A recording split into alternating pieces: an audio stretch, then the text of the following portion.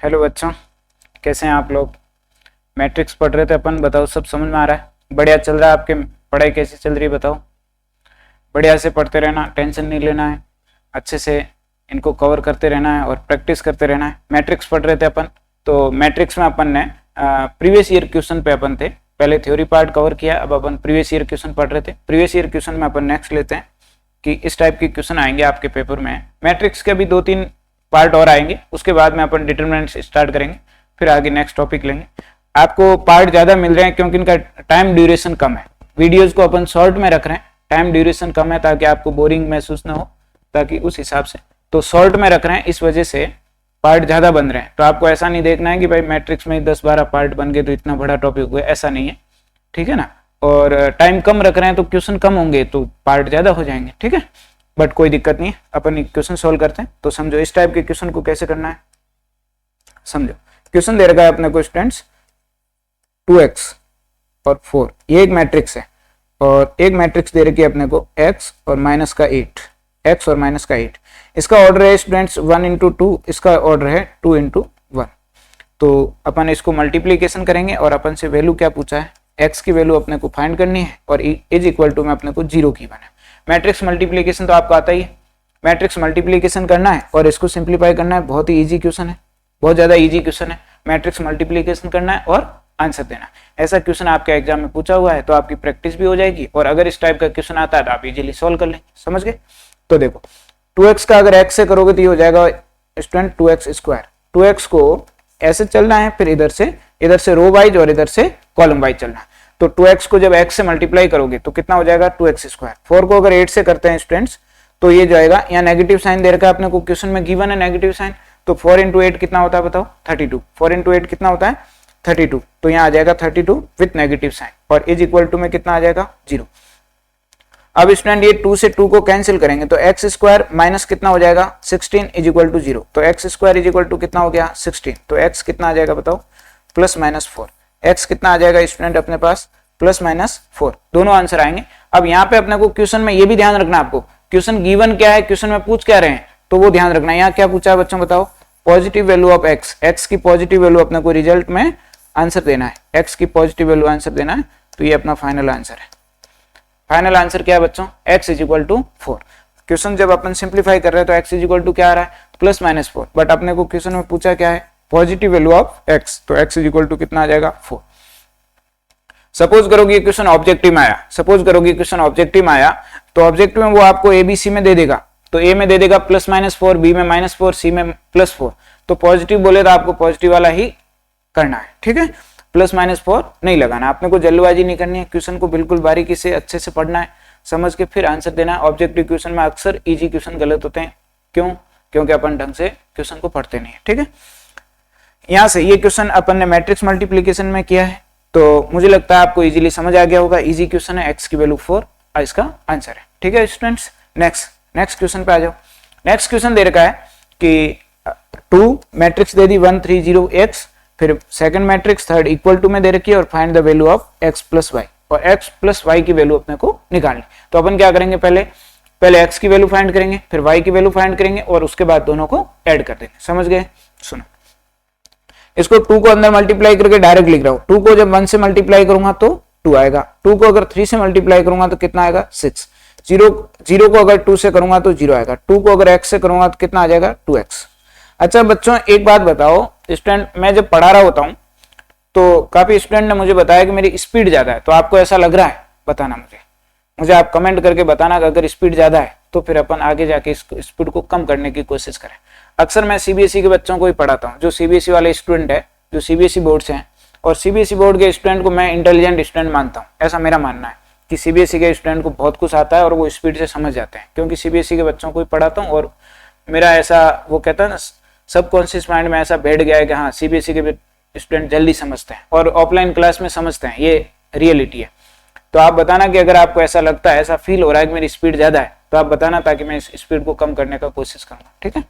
Next देखो, 2 को मैंने 1 से मल्टीप्लाई किया तो 2 आ गया, 2 को 3 से मल्टीप्लाई करने पे कितना आ गया 6, 2 को 0 से करने पे 0, 2 को x से करने पे 2x आ गया, प्लस यहाँ पे प्लस आ गया, फिर आ गया अपने पास y 0 1 और 2 is equal to, is equal to में स्टूडेंट क्या गिवन अपने को 5, 6, 1 और 8।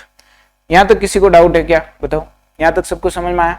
y 0 1 2, y में इस मैट्रिक्स में और इस मैट्रिक्स में अपन ने कोई चेंज नहीं किया, एज इट इज लिखा है, कोई चेंज नहीं किया। इस मैट्रिक्स में क्या करा अपन ने, 2 को अपन ने अंदर मल्टीप्लाई किया। बात समझ में आ गई।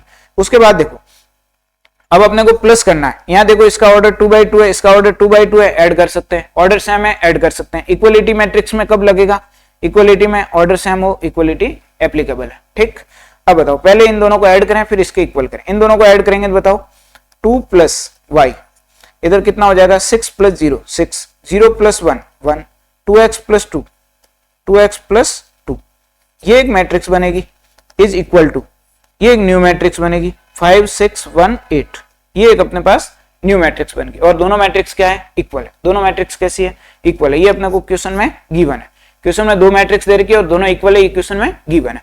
अब अपने को इनको इक्वल करना है और x और y की वैल्यू फाइंड करनी है। तो देखो कॉरस्पॉन्डिंग एलिमेंट को इक्वल करेंगे, फर्स्ट एलिमेंट को फर्स्ट के इक्वल करेंगे, तो 2 + y = 5।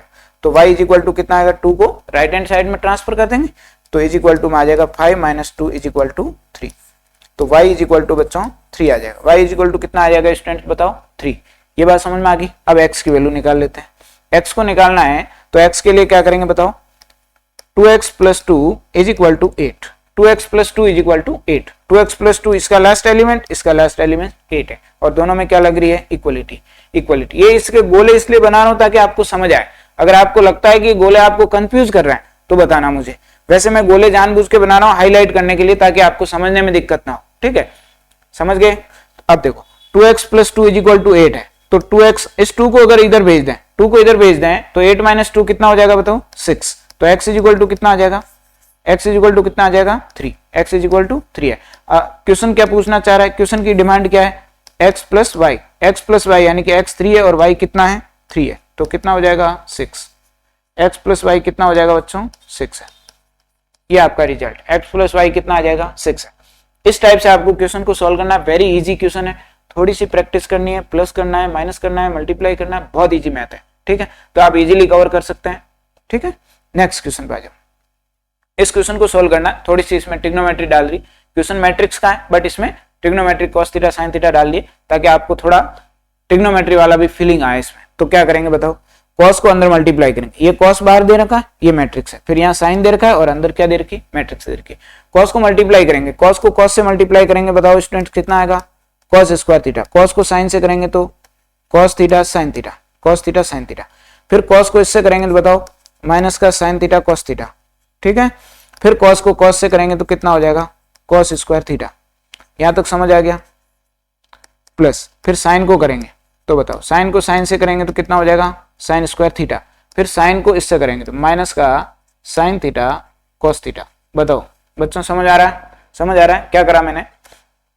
चलो इसको कंप्लीट कर देते हैं फिर दोबारा समझाता हूं। sin को cos से करेंगे तो बताओ क्या होगा, sin थीटा cos थीटा, और sin को sin से करेंगे तो ये हो जाएगा sin² थीटा। देखो यहाँ cos थीटा गिवन था, cos theta sin theta minus sin theta cos theta. cos theta को जगह अंदर मल्टीप्लाई करोगे मैट्रिक्स में तो एवरी एलिमेंट से मल्टीप्लाई होगा, यानी कि सब एलिमेंट से मल्टीप्लाई होगा। cos को अगर cos से करेंगे तो cos², cos को sin से करेंगे cos theta sin theta. sin को पहले लिखो, cos को बाद में लिखो, कोई फर्क नहीं पड़ता। 2 × 3 भी 6 होता है, 3 × 2 भी 6 होता है। कम्यूटेटिव लॉ यहाँ पे फॉलो होता है। तो sin थीटा cos थीटा लिखो या cos थीटा sin थीटा लिखो, एक ही बात है। समझ गए। नेक्स्ट यहाँ पे cos को sin से किया minus sin theta cos theta, cos को cos से किया cos² थीटा, होगी ये बात। फिर sin को अंदर sin से किया sin² थीटा, sin को cos से किया minus sin theta cos theta, sin को cos से किया sin थीटा cos थीटा, और sin को sin से किया तो sin² थीटा। ठीक है, अब दोनों में क्या लग रहा है बताओ, पॉजिटिव साइन, यानी कि प्लस करना है दोनों को। प्लस करेंगे तो बताओ cos² theta plus sin² theta, cos² theta plus sin² theta, ये तो हो गया फर्स्ट एलिमेंट। फिर इन दोनों को ऐड करेंगे, cos theta plus sin theta, यहाँ माइनस थीटा है cos थीटा sin थीटा, और इधर है cos theta sin theta positive और नेगेटिव, तो कितना हो जाएगा 0। माइनस और प्लस ऐड करोगे -2 + 2 0, ऐसे ही ये हो जाएगा। समझ गए। नेक्स्ट आ जाओ, यहाँ पे ये भी नेगेटिव है ये पॉजिटिव है, ऐड होते ही क्या हो जाएगा 0, तो यहाँ हो जाएगा 0। इधर देखो यहाँ cos² थीटा और sin² थीटा, तो क्या हो जाएगा बताओ cos² theta plus sin² theta, ये हो गया। अब बताओ cos² theta plus sin² theta कितना होता है 1 होता है। आपको याद रखना है ये ये तो 10th क्लास का formula cos square theta plus sine square theta is equal to 1। मुझे लगा ये सबको रटा होगा, सबको cos square theta plus sine square theta 1 होता है, 10th क्लास का फॉर्मूला, सबको रटा हुआ होगा, आता है, बताओ सबको याद है कि नहीं है, बताओ याद है ना। नेक्स्ट, तो ये हो जाएगा अपने पास cos square theta plus sine square theta 1 होता है, ये 0 और ये 0 ये 1, इसको बोलते हैं आइडेंटिटी मैट्रिक्स, जिसको अपन शॉर्ट में क्या बोलते थे, आई। ये क्या है, आइडेंटिटी मैट्रिक्स, ठीक है। सिंप्लीफाई करना था, सिंप्लीफाई करके अपन ने एक मैट्रिक्स फाइंड कर दी, आई इज इक्वल टू क्या आ गया students, 1 0 0 1, I is equal to 1 0 0 1, 2 into 2। आ गया समझ में? किसी को डाउट है क्या करा मैंने, क्वेश्चन समझ में आया कि नहीं आया, बताओ। cos थीटा को अंदर मल्टीप्लाई किया, इधर sin थीटा को क्या, यहाँ cos थीटा को, यहाँ sin थीटा को मल्टीप्लाई किया, मल्टीप्लाई करने के बाद में नेगेटिव पॉजिटिव वाले कैंसिल हो गए, cos square theta plus sin square theta 1 हो गया। इजी है, 1 0 0 1, बहुत ही इजी क्वेश्चन है और मुझे लगता है सबको समझ आ गया होगा। किसी को डाउट हो तो बताओ, नहीं है डाउट, ठीक है। एक बार आराम से देखना, अगर फिर भी नहीं समझ में आया वीडियो को बैक जाके देखना, फिर वापस से देखना, आ जाएगा, ठीक है। अच्छा, मैं इसमें पॉज इसलिए नहीं ले रहा हूँ कि यहाँ ये क्लास लाइव नहीं है, ये क्लास क्या है, रिकॉर्डेड है। रिकॉर्डेड क्लास में अगर मैं बीच में पॉज लेता हूं तो उसका कोई मीनिंग नहीं है। अगर आप लाइव जुड़ रहे हो तो आपसे मैं बात करूं कि समझ में आया कि नहीं आया, कोई डाउट है कि नहीं है, तो इस वजह से अभी ये जो रिकॉर्डिंग क्लासेज वाले रिकॉर्ड वाले चल रहे हैं, तो तब तक आपको इसमें मैं पॉज नहीं ले सकता, कि पॉज लेने का कोई मीनिंग नहीं है। उसके बाद क्या करेंगे, जैसे अपने कुछ सब्सक्राइबर ज्यादा होंगे तो फिर लाइव आ जाएंगे, तो लाइव आएंगे तो उसके बाद में क्या है, आप बीच में मैं आपसे पूछता रहूंगा कि कौन सी चीज समझ आई नहीं आई, है ना। तो ये वाली चीज है, इस वजह से मैं कंटिन्यू चल रहा हूँ। आपको लग रहा होगा कि बिल्कुल मशीन की तरह चल रहा है, बट ये रिकॉर्डेड है इसलिए चलना पड़ रहा है, ठीक है। नेक्स्ट क्वेश्चन पे आ जाओ। ये क्वेश्चन है, इस क्वेश्चन को सॉल्व करिए। ये क्वेश्चन एनसीईआरटी का क्वेश्चन है ये स्टूडेंट, ये क्वेश्चन, और इससे पहले क्या वो भी एनसीईआरटी का था। एनसीईआरटी का बहुत सारे एनसीईआरटी से एज इट इज क्वेश्चन आते हैं, एनसीईआरटी से, एनसीईआरटी एग्जाम्पलर से या RD Sharma as it is उठ के आते हैं, कुछ भी डाटा भी चेंज नहीं करते हैं। 70% 60% क्वेश्चन एज इट इज आ जाते हैं। कुछ क्वेश्चन में क्या करते हैं, 10 की जगह 5, 2 की जगह 3 चेंज कर देते हैं, डाटा प्रोसेस मेथड वही रहता है, ठीक है। तो आपको ध्यान से पढ़ना है, ऐसे ही क्वेश्चन आएंगे, यही क्वेश्चन आएंगे, ठीक है। देखो x इंटू 2x और यहाँ पे मैट्रिक्स क्या दे रखी है 2 3 और y और मैट्रिक्स दे रखी है -1 1 और इधर 10 और 5 है। Then write the value of x। अपन से x की वैल्यू पूछा है, x की वैल्यू को अपने को फाइंड करना है। बात समझ में आ गई, x की वैल्यू फाइंड करनी। x को जब मल्टीप्लाई करोगे ना स्टूडेंट इसमें, तो ये हो जाएगा 2x 3x, फिर आ गया प्लस, फिर y को अंदर मल्टीप्लाई करो -y और y, फिर इज इक्वल टू में, फिर अपन मल्टीप्लाई करेंगे 10 और 5 से, 10 और 5, 10 और 5। बात समझ में आई कि नहीं आई, बात समझ में आ गई। क्या करा मैंने, x को 2 और 3 से मल्टीप्लाई किया, y को -1 और 1 से मल्टीप्लाई किया और इधर 10 और 5 एज इट इज लिख दिया। तो यहाँ तक तो समझ में आया कि नहीं आया, बताओ। समझ में आया सबके, सबके समझ में आया। बहुत ही इजी है, x को मल्टीप्लाई कर दो। मैट्रिक्स में स्केलर क्वांटिटी यानी कि कोई भी कांस्टेंट दे रखा है, अगर उसको आप मल्टीप्लाई करते हो मैट्रिक्स के अंदर तो सारे एलिमेंट से मल्टीप्लाई होता है। ये तो बिल्कुल बेसिक चीज है। फिर इन्होंने कहा है कि यहाँ प्लस है, तो प्लस है तो प्लस कर देते हैं, कॉमन मैट्रिक्स बना दे। अच्छा, प्लस कब होता है, मैट्रिक्स प्लस कब होती है, कंडीशन क्या है, ऑर्डर सेम होना चाहिए। कंडीशन अप्लाई है कि ऑर्डर सेम होना चाहिए। इक्वल भी कब होती है, जब ऑर्डर सेम होना चाहिए। दोनों चीजें आपको अच्छे से ध्यान रखनी है, ठीक। अब बताओ 2x को अगर y से करेंगे प्लस, बट यहाँ क्या लग रहा है माइनस और इधर क्या लग रहा है प्लस, तो प्लस माइनस तो माइनस होता है, तो अपन क्या लिखेंगे बताओ, 2x minus y, 2x minus y, 2x minus y लिखेंगे। समझ गए नहीं समझ गए।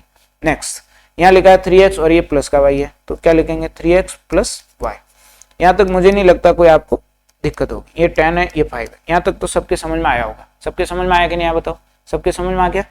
अब अपने को क्या करना है कि ये क्रॉसपॉन्डिंग एलिमेंट को इक्वल करना है। तो बताओ 2x माइनस वाई किसके इक्वल होगा, बताओ 10 के, और 3x प्लस वाई किसके इक्वल होगा, बताओ 5 के। ये दोनों को इक्वल करना, इन दोनों को इक्वल करना। बताओ कोई डाउट है, दिक्कत है, बताओ। नहीं है, इन दोनों को अपने को इक्वल करना है।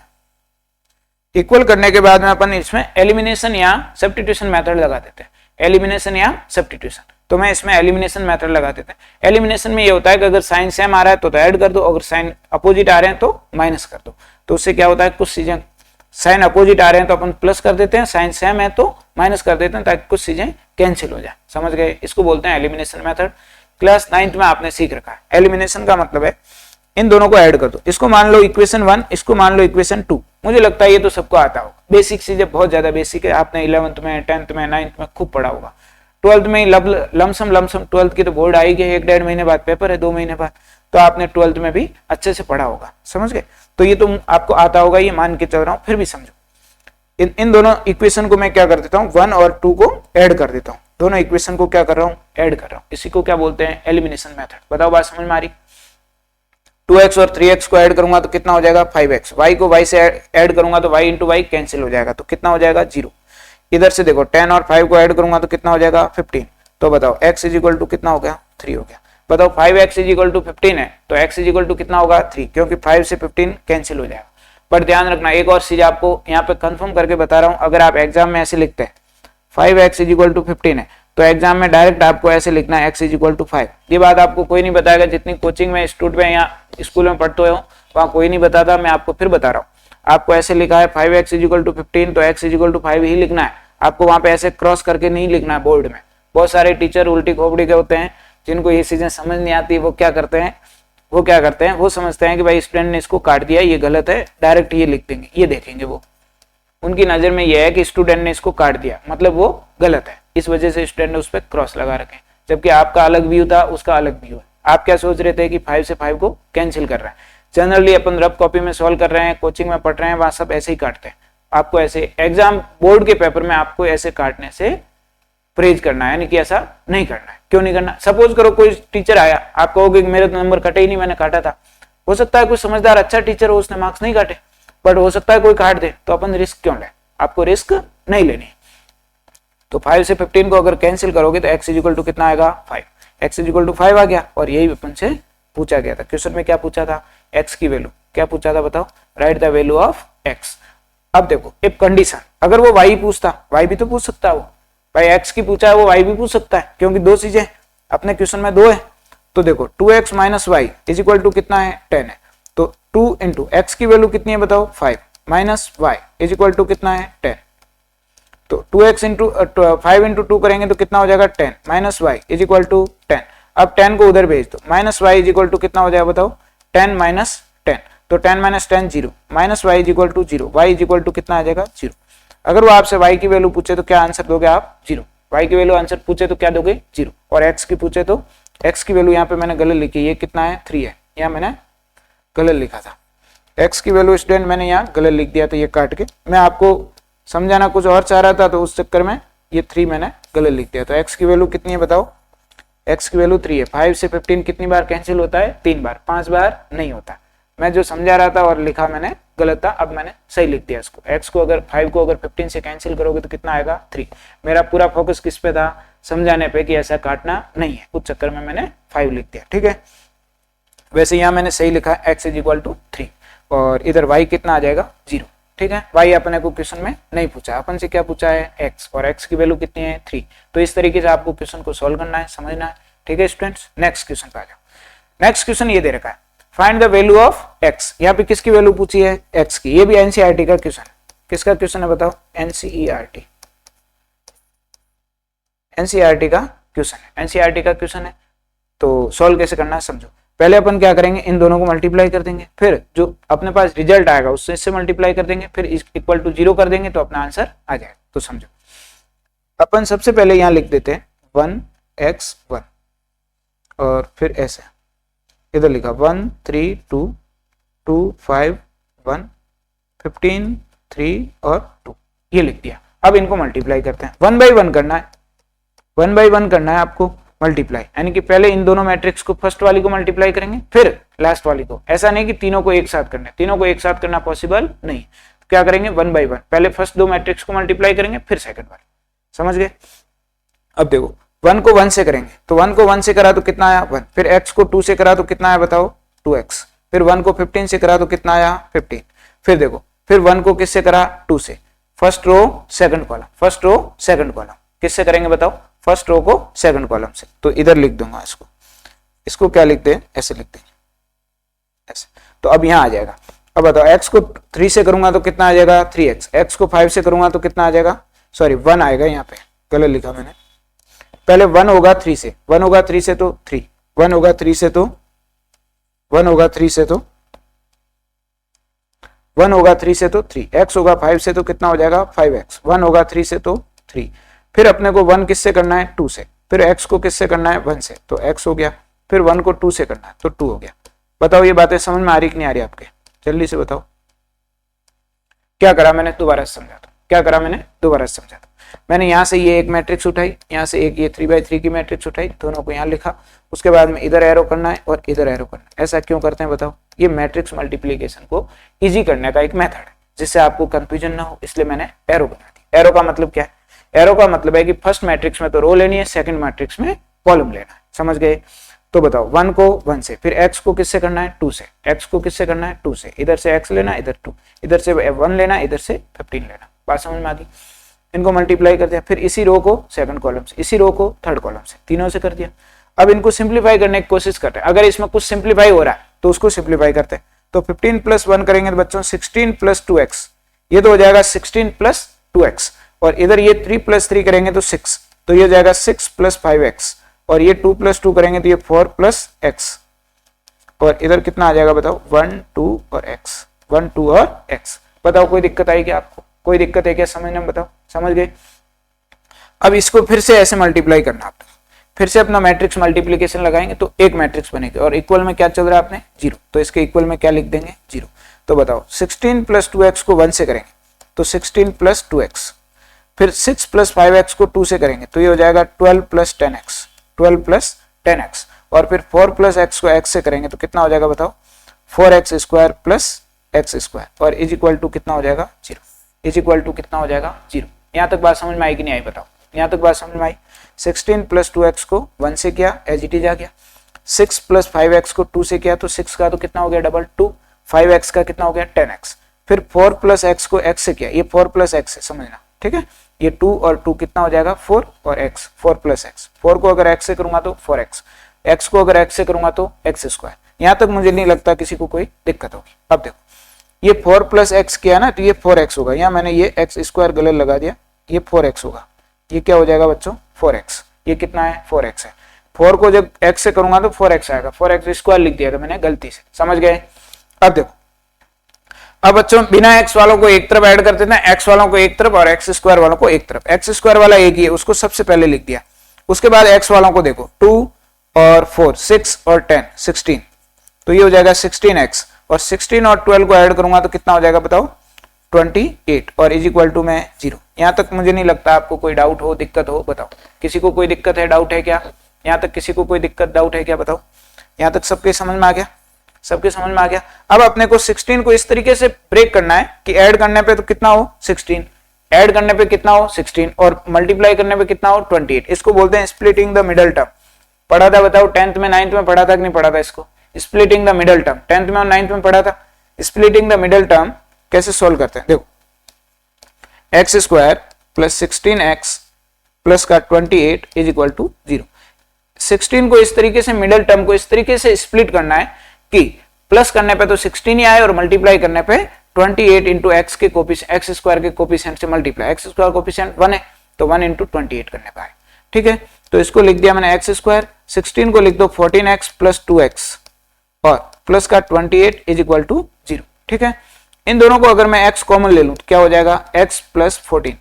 अगर इनमें से मैं x कॉमन ले लूं तो x + 14, और इन दोनों में से अगर मैं 2 कॉमन ले लूं तो ये कितना हो जाएगा बताओ x + 14। अब इन दोनों को मैं ऐसे लिख दूं x + 2 और x + 14 इज इक्वल टू 0। तो x की वैल्यू कितनी आ जाएगी बताओ, x की वैल्यू एक तो आ जाएगी -2, एक आएगी -14। ये अपने पास 2 आंसर आ गए। बताओ बात समझ में आई नहीं, सबके समझ में आया कि नहीं आया बताओ। थोड़ा सा लेंथी था, 2 बार मल्टीप्लीकेशन करना था और फिर x की value splitting the middle term से क्वाड्रेटिक इक्वेशन को सॉल्व करके निकालनी थी। बताओ क्वेश्चन सबके समझ में आया कि नहीं आया, ये बताओ। इजी क्वेश्चन था, सबके समझ में आया, जल्दी से बताओ। इस तरीके से आपको क्वेश्चनों को करना है, बेफिक्र होकर पढ़ना है, आराम से टेंशन फ्री होके, भगवान पे विश्वास रखना है, अपनी मेहनत पे विश्वास रखना है और पढ़ते जाओ, ठीक है। तो बढ़िया आपका रिजल्ट आएगा, 12th अच्छा जाएगा। अभी 2 महीने हैं, अप्रोक्स अपने 9 तारीख को पेपर है, 9 मार्च को पेपर है अपना, तो अपने पास खूब टाइम है। अभी तो 9 मार्च को पेपर है, खूब टाइम नहीं है। इसको अगर पॉजिटिव वे में बोले तो खूब टाइम है, नेगेटिव वे में बोले तो टाइम बहुत कम है। तो आपको अच्छे से पढ़ना है। 9 मार्च को पेपर है। अभी अपना दिसंबर चल रहा है, दिसंबर खत्म हो गया, एक तरह से यूं मानो दिसंबर खत्म हो गया। हैप्पी न्यू ईयर मना लेना। उसके बाद में हैप्पी न्यू ईयर में अच्छे से जम के पढ़ाई करना। जनवरी, फरवरी और मार्च, यानी कि 2 महीने आपके पास, जनवरी और फरवरी, 2 महीने अच्छे से पढ़ना है, मस्त दबा के पढ़ना है। 8-8, 10-10 घंटे पढ़ो। मैं तो कह रहा हूँ 15-15 घंटे पढ़ो, बस सो उठो पढ़ो। स्कूल जाना छोड़ दो, अभी स्कूल में कोई काम नहीं है। प्री बोर्ड या प्रैक्टिकल हो तब जाना है, नहीं तो सिर्फ क्वेश्चन पे क्वेश्चन करना है, ठीक है। तो आप बढ़िया तरीके से इनको कर लोगे, ठीक है बच्चों। बाकी बढ़िया है, बाय।